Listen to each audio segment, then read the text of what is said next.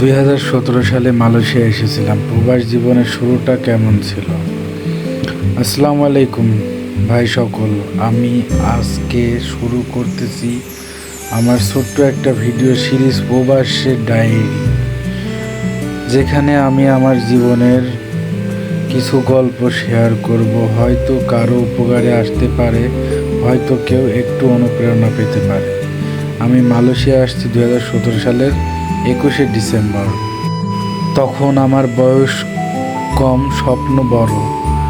দেশ থেকে আসার সময় আব্বু আম্মা কান্না করছিল, আমিও ভেতরে কান্না করছিলাম, কিন্তু বাইরে হাসি মুখ করে রওনা দিছিলাম। প্রথম দিকে খুব কষ্ট হয়েছে। কাজের জায়গায় ভালো ছিল না,